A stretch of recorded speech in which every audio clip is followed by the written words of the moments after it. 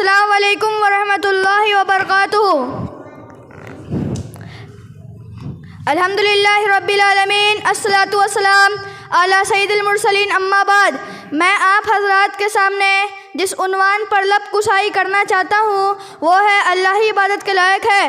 محترم سامعین، بہت سے لوگ ایسے ہیں جو اللہ پاک کو مانتے ہیں، اس کی عبادت بھی کرتے ہیں، اسے مالک و رب بھی کہتے ہیں، مگر اللہ کے سوا دوسروں کی عبادت بھی کرتے ہیں۔ جیسے وہ لوگ جو کسی مورتی اور بت کی پوجا کرتے ہیں، دیوی دیوتاؤں کے سامنے ہاتھ جوڑتے ہیں، ان کو سجدہ کرتے ہیں، ان پر چڑھاوا چڑھاتے ہیں، ان کی منتیں مانتے ہیں، ان سے اولاد مانگتے ہیں اور ان کی ناخوشی سے ڈرتے ہیں۔ ایسے یہ لوگ اب بھی موجود ہیں اور ہمارے حضرت صلی اللہ علیہ وسلم کے زمانے میں بھی موجود ہیں۔ جب یہ لوگ ہمارے حضرت کے سمجھانے بجھانے سے سیدھے راہ پر آنے لگے، اپنے باپ داداؤں کے رسموں اور طور طریقوں کو چھوڑ کر مسلمان ہوئے، تو ہمارے حضرت صلی اللہ علیہ وسلم نے ان کو سب سے پہلے کلمہ توحید اور کلمہ شہادت سکھا لیا۔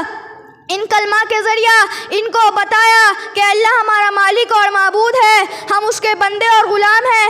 جب وہ مالک ہے، خالق ہے، عبادت کے لائق بھی وہی ہے، تو دوسرا ایسا نہیں کہ اس کی عبادت اور بندگی کی جائے۔ یہ کام جو تم مورتی اور بت کو پوجنے والے دیوی دیوتاؤں کے ساتھ کرتے ہو، یہ چھوڑ دو، یہ سب سے بڑا شرک ہے۔ شرک سب سے بڑا گناہ ہے، اللہ پاک اسے کبھی معاف نہیں کرے گا۔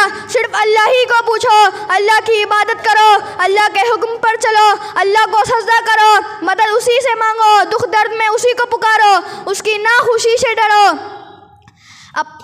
اپنی مرادیں اسی سے مانگو، وہ دور اور نزدیک سب کی سنتا ہے۔ اس سے مانگنے کے لیے کسی شخص کی وسیلے اور واسطے کی ضرورت نہیں۔ اسے توحید کہتے ہیں اور اس کے ماننے والے کو موحد کہتے ہیں۔ جو لوگ ہمارے اللہ کے رسول اللہ صلی اللہ علیہ وسلم کے کہے ہوئے ان باتوں کو سچے دل سے کلمہ پڑھے گا، اللہ کے علاوہ دوسروں کی عبادت کرنا چھوڑ دے گا اور جن باتوں سے آپ نے منع فرمایا ان سبھی سے باز آئے گا۔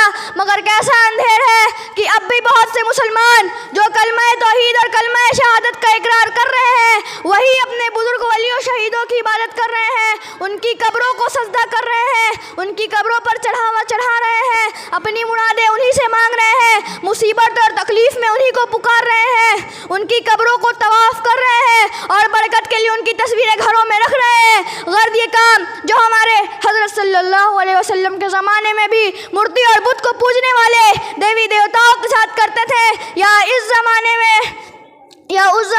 غیر مسلم بھی اپنے بزرگوں کے ساتھ یہی کرتے ہیں، اور اس زمانے میں یہ سب کام بھی اپنے نام کے مسلم بھی اپنے بزرگوں کے ساتھ کرتے ہیں۔ حالانکہ اسے روکنے کے لیے اسلام کی کلمہ طیبہ لا الہ الا اللہ میں سکھلایا گیا ہے کہ اقرار کرو، اس بات پر ایمان لاؤ کہ اللہ عبادت کے لائق ہے، اس کے سوا دوسرا عبادت کے لائق نہیں۔ اللہ ہمیں گمراہی کے راہ سے بچائے اور سیدھے راہ پر قائم رکھے، آمین۔ السلام علیکم ورحمۃ اللہ۔